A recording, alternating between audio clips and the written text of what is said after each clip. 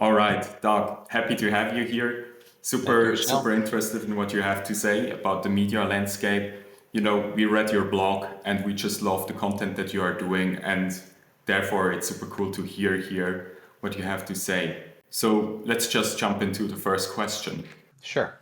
You know, you were since quite some time already in the media business and were thinking about how different mechanisms in the media industry work. And I just wanted to ask you, what was the moment when you realized that there's a fundamental shift ahead in the industry? As you're pointing out, I've been in and around the media business for a long time, and uh, I worked at Time Warner I was running investor relations in 2008, 2009, when Netflix first really emerged as a disruptive threat. And I feel like there are very strong parallels to what's happening now is what was happening then. The big difference, and you alluded to my talk at AI on the lot. What I um, usually start out my talks with is this kind of one sentence summary that the last 15 to 20 years in media were defined by the disruption of content distribution, and I think the next decade plus is going to be defined by the disruption of content creation. The first disruption was driven by the internet, which you know did a lot of things, but the critical thing it did is it unbundled information from infrastructure and it caused the cost to move media around to plummet.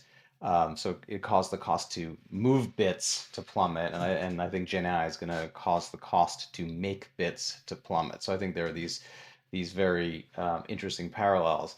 I wouldn't say there was a moment in time where all of a sudden the light bulb went off. It's more that my thinking on this is always evolving. When I first started thinking about this idea of a shift from the disruption of content distribution, shifting to the disruption of content creation, I was looking at other things like, virtual production as a potential tool to drive down content costs. I think there's a lot of moving pieces here, and I think I'm always making an effort to try to create frameworks for thinking through these things that are elegant, but it's a little bit of a there's always this risk that you have a little bit of lossy compression, that in the effort to make ideas elegant, you lose some nuance, so like you could for instance push back and go, yeah, well, hasn't production actually been disrupted for a while? Hasn't it been getting easier? Haven't there been, software driven tools and cheaper editing tools and cheaper in-home hardware and all that? And I would say, yeah. So like, when you start to really drill down, sometimes you can see that it's a little bit more mushy than the way I'm expressing it. But I think that this framing of, we had this big disruption of distribution. Now we're going to have this big disruption of content creation. It tends to resonate with people, and it makes them realize, because everybody knows just how impactful the internet was, and we're still dealing with that today. By framing it that way, like I said, it really resonates with people, um, how impactful this next disruption is going to be. Yeah, absolutely. I agree there with you. But one specific thing that I saw is even though when then also Wall Street started to pick up on the idea that the internet is a powerful thing to actually revolutionize distribution, we were pushing back on this and were predicting that the streaming world will actually be less profitable than they anticipate. Maybe when we now go back to 2025, what's your current contrarian take that you believe that most industry experts actually getting wrong? What is my contrarian take? That's a good question. I wrote a piece recently called "Trust is the New Oil," and I've had trouble encapsulating it quickly, but the basic idea is that the foundation of the web economy is the monetization of attention, and I think that AI is going to devalue attention because or devalue raw attention, devalue passive attention, because I think it's going to both um, degrade the signal to noise ratio on the web. There's just going to be so much stuff that I think the value of raw attention will go down. And I also think that you're increasingly going to have consumers using AI to mediate other AI. You're going to have AIs creating, there's going to be a human on one side, then an AI creating stuff, and then the consumer is going to have an AI helping them weed through all of it. So you have, consumer to AI to consumer, right? So once you have AIs mediating things, the value of advertising goes to zero. So, as you said, trust is the new oil. And since the customer preferences are shifting towards that, what would you say? How should this influence the budget allocation or tool selection in pre production and planning of content and so on? I don't know how to answer that question in terms of, budget allocation and tool selection, but uh, right now in the attention economy, what is most valued is just the volume of attention, right? Whoever can attract the most attention um, extracts the most value, and that incents people to create a lot. So there's like high volume.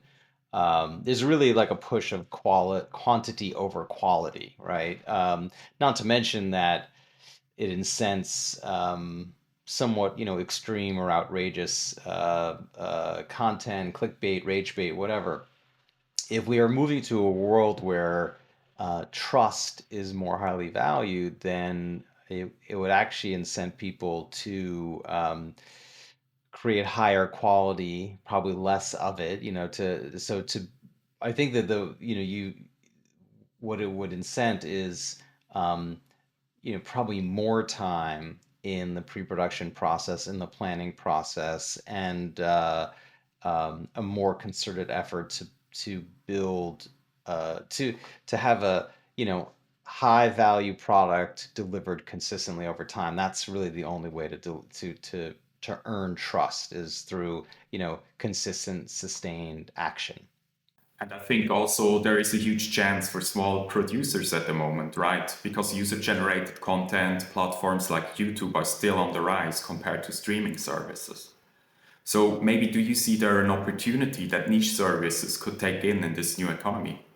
Well, I think if you're getting at this idea that one of the things I talk about is this idea that the consumer definition of quality is shifting and is shifting away from high production values toward things like authenticity and digestibility and relevance to me and relevance to my sub community and stuff like that. I think if you look at what's growing across media, in video, it's YouTube. In gaming, it's stuff like Roblox.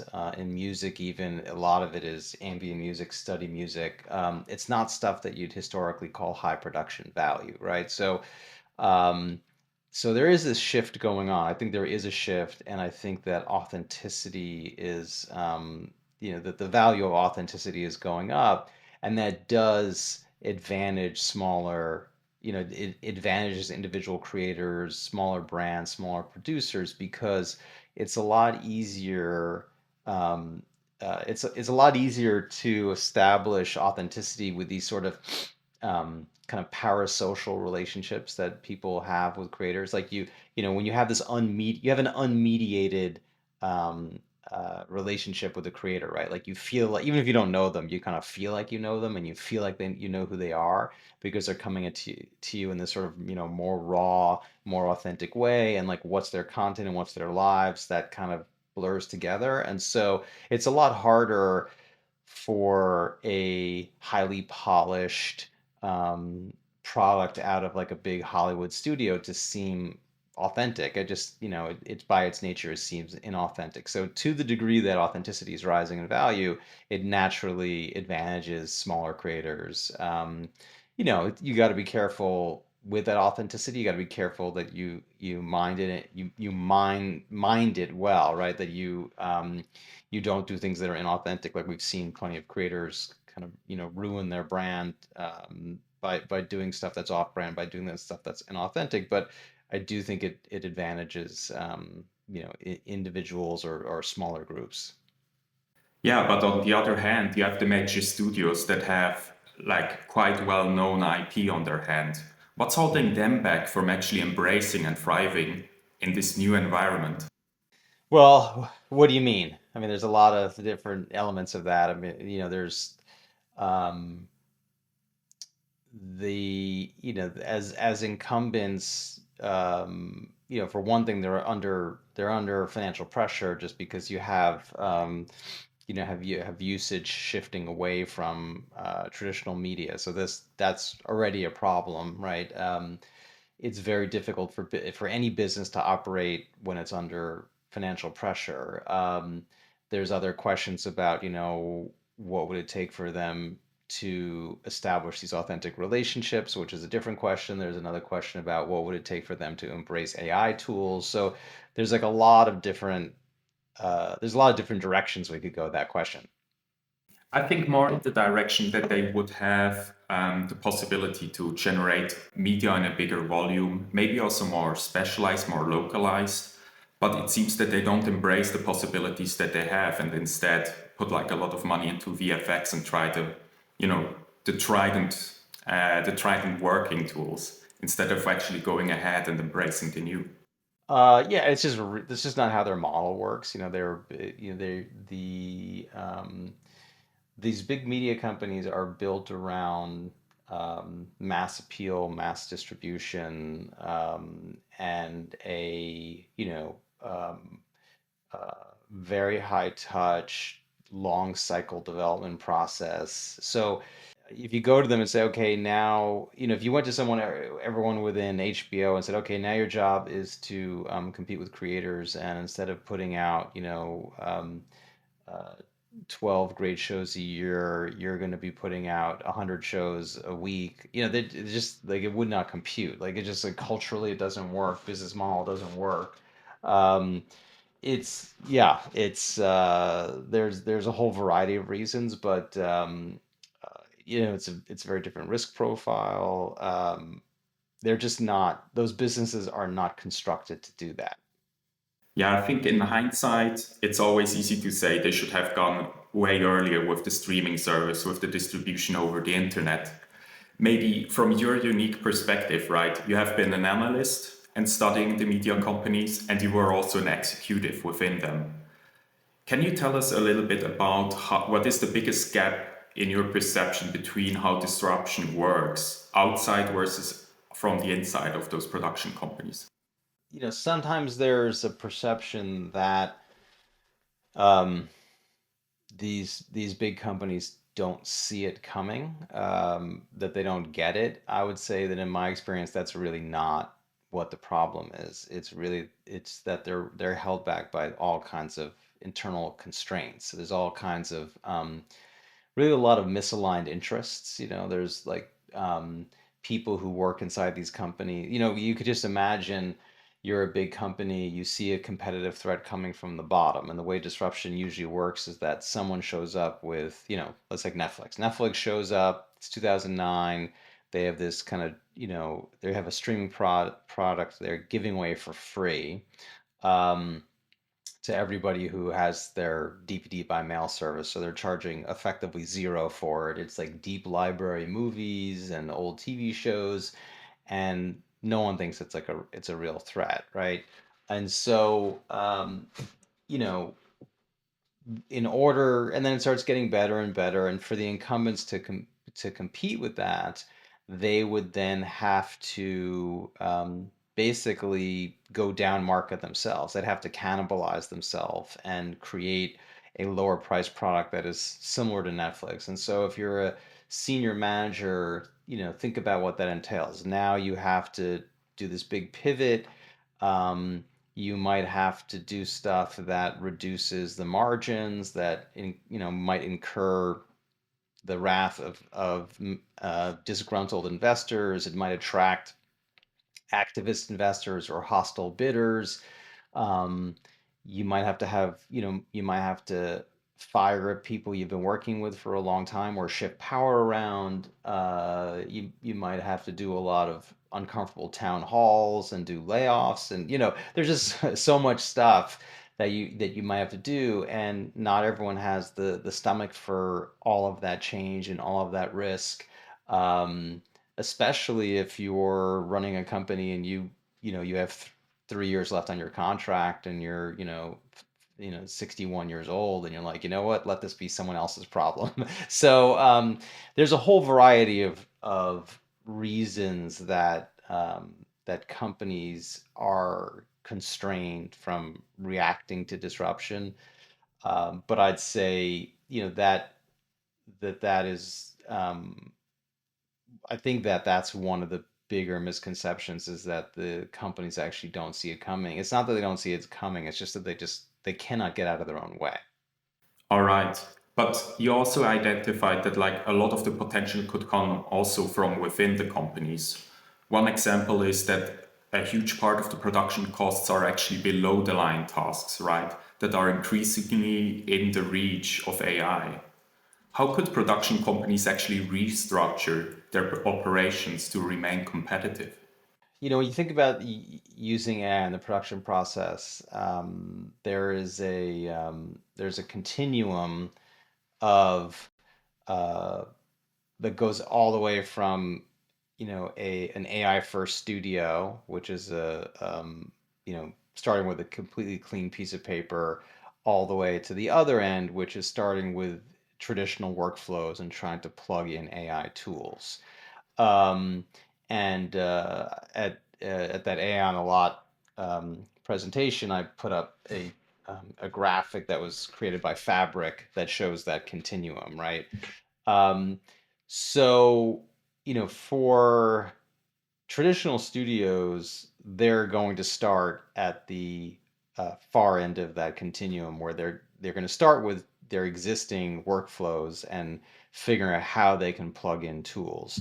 Um, it's only as you move toward the other end of the spectrum when you start to think about, if you said, okay, well, what does a AI first studio look like in the ideal? And I think that everyone's trying to figure that out right now. But you could say, okay, well, all you really need is you need a producer, you need a director, you need a DP, you need a sound engineer, and you need a head of VFX, and or that's it, right? You need like five different roles, and maybe there's a couple people underneath them.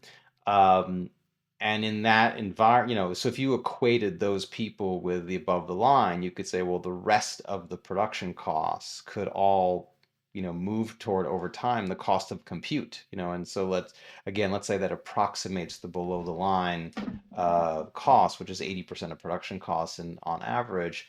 That would be a vast reduction in production spend.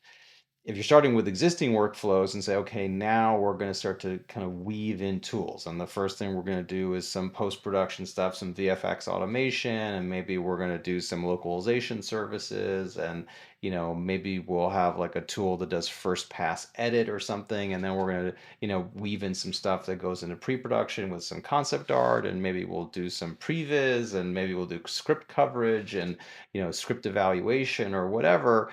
And so there's a very different range of approaches to how you would actually do this. I think that, as I said, traditional studios are gonna start at that kind of latter end of the continuum, and they're gonna, I think, slowly weave in those tools. So I think they will. I think they will do it.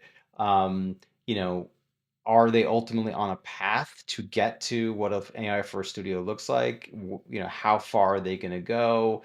Um, Again, if you think about this as a continuum, are they starting at one end and they're going to get all the way to the other end? Are they going to get 10% of the way, 20% of the way, 30? I think nobody knows the answer to that question yet. So I think that from what I can tell, all of the studios are taking this very seriously. They're all investigating this very seriously.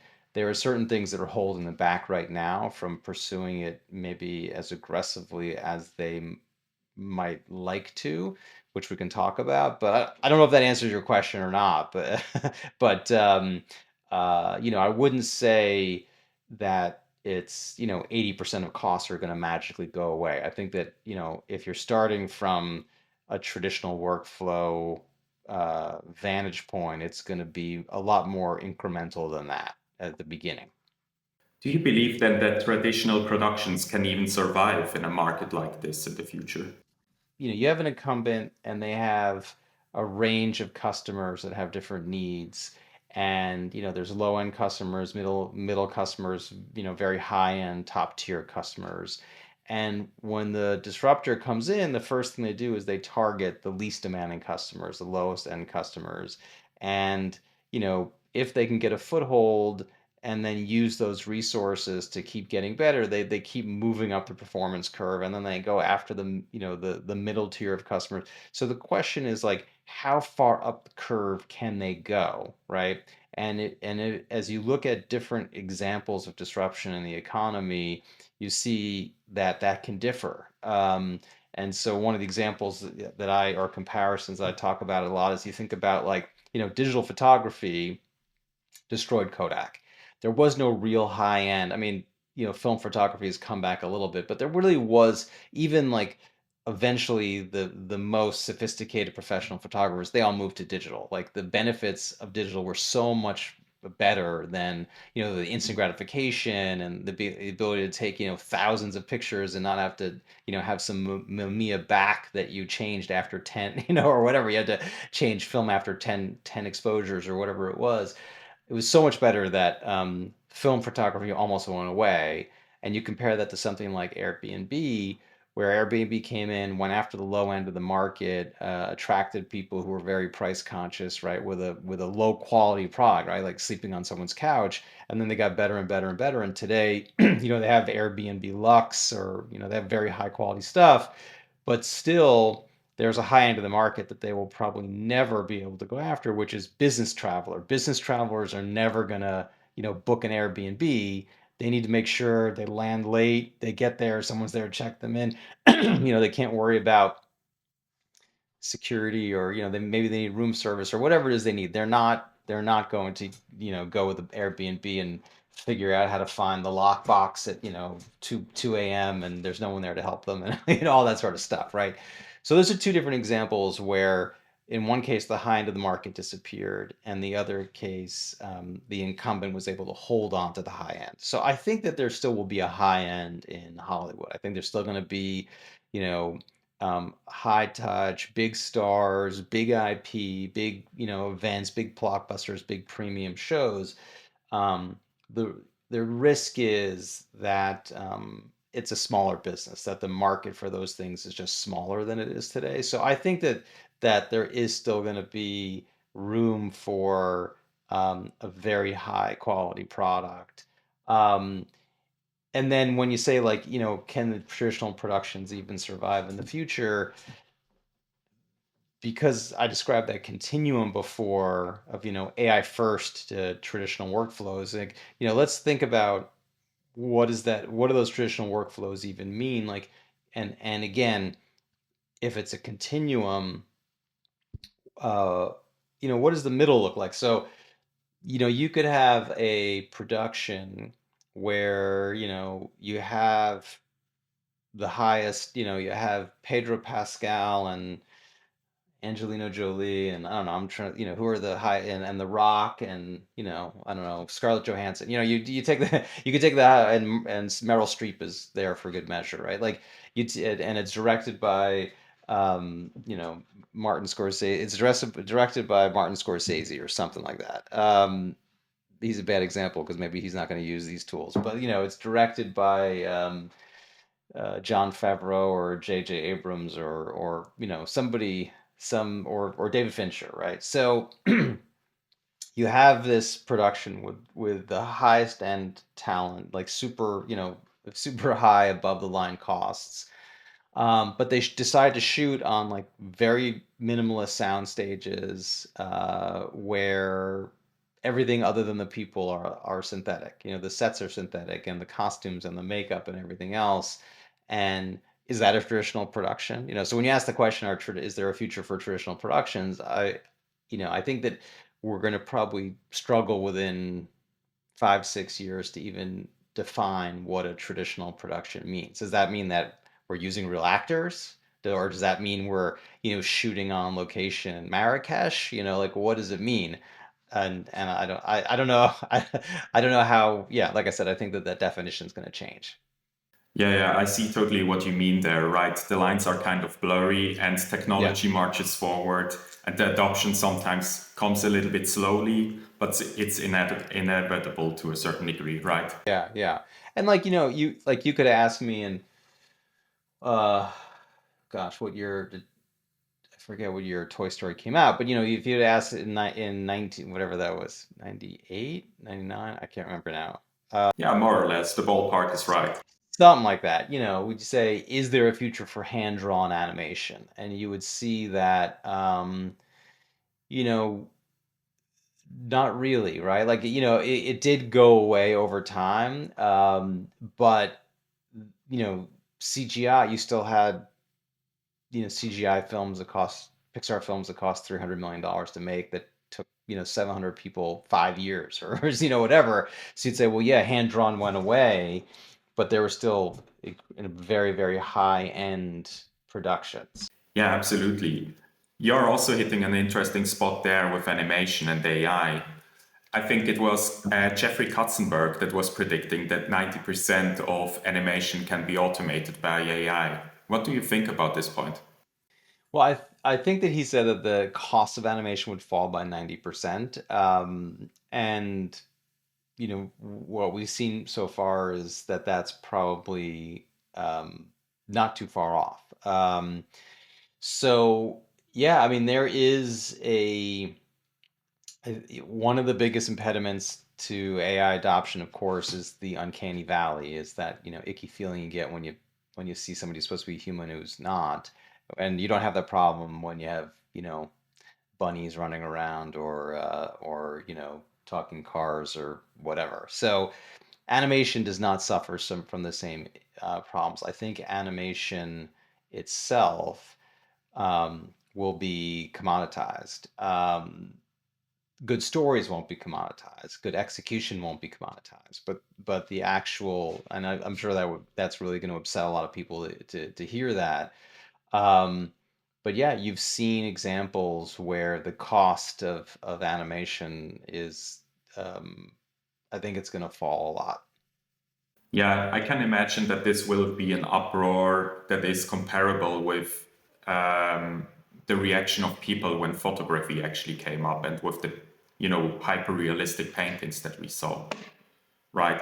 Maybe it's just something that people have to get accustomed to and see that it is actually something that can work in parallel. Nevertheless, as you said before, it doesn't mean that you have to cut everybody above the line as well, right? When you want to make a movie, even though you use AI in the background.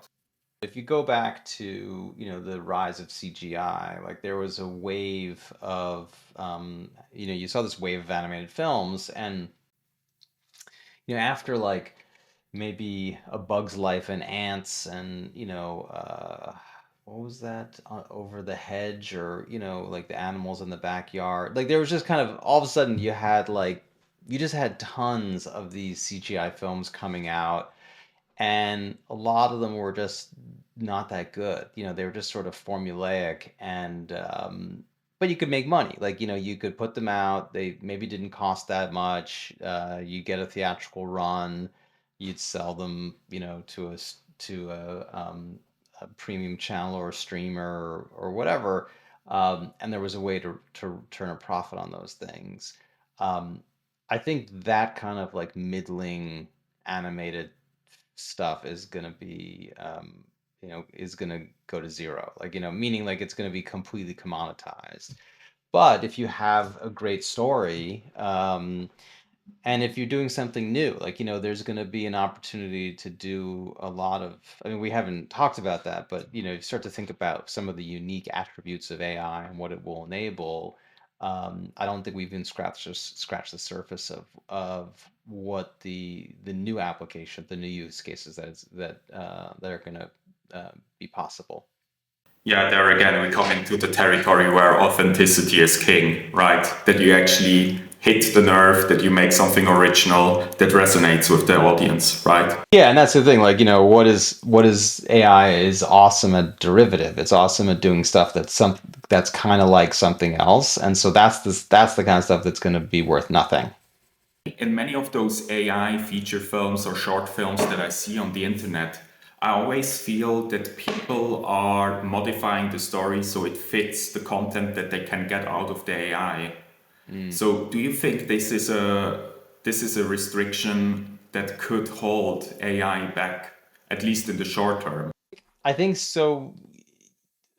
Maybe it's an interesting way of phrasing the question. I think that there are clearly technical limitations to purely generative stuff now, and if you look at VO3 and and lip sync, it's gotten a lot better, but it's still not perfect. And so you're right that I think a lot of the stuff you've seen are people who are working within the constraints of the tools, so um, if you think the lip sync isn't great, then maybe you do a thing where everyone's wearing a helmet, or whatever, or where you just don't show mouths that often. So I think it's more, yeah. So I think that there are certain limitations in the tools that are holding back the breadth of what you can do. But I think that those are all going to go away over time. Do we get, to me, the issue is more about consumer acceptance and where's the line, where's the threshold of how much AI is too much AI, what kind of use cases is it going to be permissible for, will people actually accept it for? So I think that that's going to be a bigger limiting factor than the technology. You were mentioning once that the last few great disruptions that we had in media were always the distribution, right? And the next one will be different though. It Yeah. will be more in the media creation, right? Yeah. So, how does a world look like where the cost of content goes towards zero? That's a good one. I don't know. I'm writing a book about that, called Infinite Content, but I don't address those questions until the last few chapters, and I haven't written them yet. So I don't know. I mean, um, it's going to be a really interesting. It's going to be an interesting world. Again, one of the things I talk about is this question of what will still be scarce when content is infinite. And I think we've touched on some of that already. Truly original stories will be scarce. I think curation will be scarce, editorial curation. I think community and fandom will be scarce. Authentic human provenance will be scarce. I think that there's going to be certain kinds of content where people care a lot about the backstory and how it was made and who made it. And this whole, again, it's this idea I was referring to before, about the power social relationship that a lot of people feel with creators, where the content, their lives, and their content are sort of inextricably tied together. Like, a Mr. Beast video is like, you feel like you know who Mr. Beast is, and that there's this sort of like, at least when I see him, I see this sort of interesting tension between um, this sort of earnestness that he has, and yet there's sort of a brutality to some of the stuff some of the videos. It's just like, what, it's just like, that's rough, but like he's very earnest, and there's just like this really interesting um, tension that exists there. And so I think no one, you could never take the Mr. Beast out of a Mr. Beast video, right? Um, so anyway, I think that's only one angle, that question of like, again, what is still scarce when content is infinite. To me, that's the most important question, but there's going to be all kinds of questions around, social cohesion. What happens if we have fewer shared experiences, right? There's all kinds of questions about misinformation and disinformation and trust in, centralized institutions, which has been declining for decades. And there's questions about how we form our virtual community is going to become ever more important than actual physical communities, like where the people you're connected with in around the world matters more than your neighbor. And um, yeah, I mean, could you have a world where when tools are completely democratized, that we spend as much time creating content as consuming content, right? Like right now, people talk a lot about time spent with media consumption. Maybe the biggest competitor to that is time spent with media creation, right? There's a lot of examples that as creation tools become more accessible, that people spend a lot more time creating, right? Like I saw this stat that, which I'll probably get wrong, that I think in the year 2000 there were 80 billion photos taken globally, and then last year it was like 2 trillion photos, and it's because everyone's got a camera with them all the time, right? Could media I think I grew up with mass media, of course, as most of us did, and when I was a kid, there really were only three channels. Really, I mean, there were three networks, and they had a couple local channels, and I think I had 11 or whatever, 13 channels on the dial, and including the PBS station. So there were very limited choice, and we could have a world where. Um, all media gets kind of Minecrafted, that like you have individual, where media kind of splinters into a variety of experiences that are defined by the size of the affinity group. So you have a media property where you have an individualized experience, and then maybe you send that to, if you like it, what you made, maybe you send it to some friends, or maybe if you like it a lot, you post it, and then maybe there's also a canonical version like the Minecraft movie, so you could think of, there's like individualized experience, and there's micro communities and niche communities and fandoms and submass and mass, and maybe that's all the same media property that's traversing up and down that whole continuum. So anyway, like it's a brave new world. It's very hard to predict where all this is going to go. I think at this point, like, the most important thing is just to ask the right questions, because anyone who tells you they know what the answers are is lying to either you or themselves. There's no way to know. All right, let's hope for some insights at the end of your book, right? Yeah, speaking of the book, can you maybe tell me a little bit about the book and who is it targeted to? Who can profit off reading it? Yeah, no, that's that. Thanks for the free plug. So, the the book is called Infinite Content, and it's talking about all the stuff that we've been discussing today. This idea that, um, the current state of media really has been defined by the disruption of content distribution, and drawing the parallel between that and what's to come. Um, it's targeted toward anyone who cares about the media business. So that is obviously media professionals, creators, creatives, investors, policymakers. Um, but it really has very broad potential applicability. As an example, as just sort of evidence of that.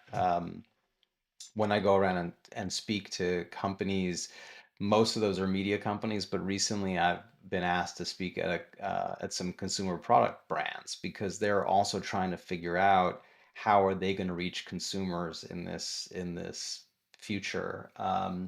So really, even if you think about the media business, I would say um, it has much greater, it punches way above its weight in terms of cultural and societal impact than just its percentage of GDP.